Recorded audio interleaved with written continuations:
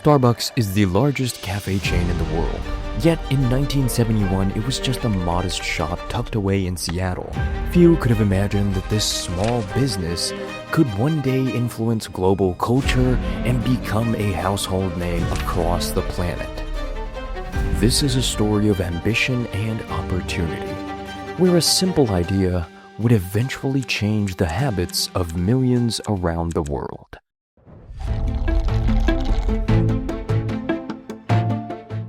Jerry Baldwin, Zev Siegel, and Gordon Boker weren't restaurant operators. They were academics and writers with a shared problem. Good coffee was nearly impossible to find in America. Most of the country was drinking from cans of pre-ground, stale grocery store coffee. The three men wanted something different, something closer to the rich, dark roasts they'd encountered through a man named Alfred Peet. Pete ran a small roastery in Berkeley, California, and he became their teacher.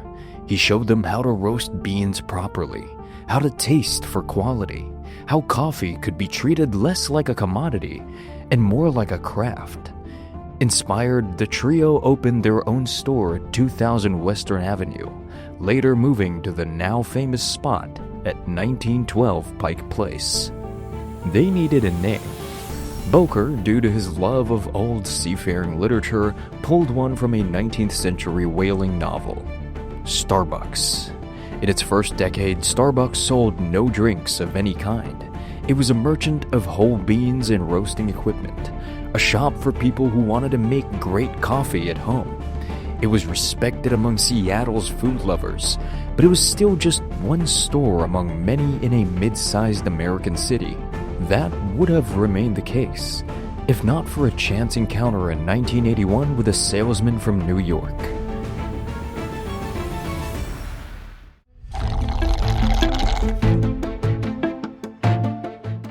Howard Schultz wasn't looking for a career change. He was a sales executive for a Swedish housewares company, and Starbucks was simply one of his better customers.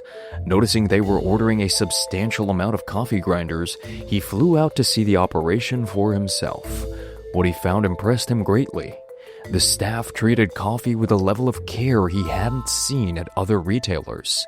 Within a year, Schultz left his job and joined Starbucks as head of marketing. The turning point came in 1983 on a business trip to Milan. Walking the city's streets, Schultz noticed something Seattle didn't have: espresso bars on nearly every corner. He returned to Seattle enthusiastically pitching the idea to his bosses that Starbucks shouldn't just sell beans. It should sell the experience itself. The founders were skeptical. They saw themselves as a retailer of beans, not a cafe chain. Schultz's vision didn't fit the business they'd built, so they brutally rejected him multiple times.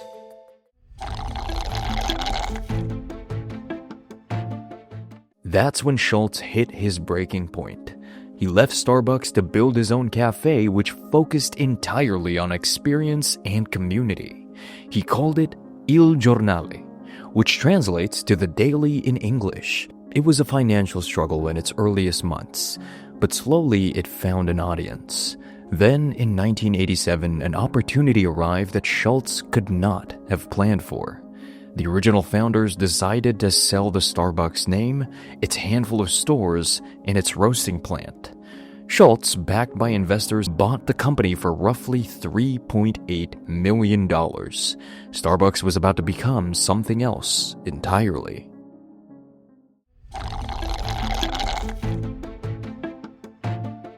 Schultz didn't just want a chain of coffee shops. He wanted to build what he called a third place, somewhere between home and work, a space people would choose to spend their time.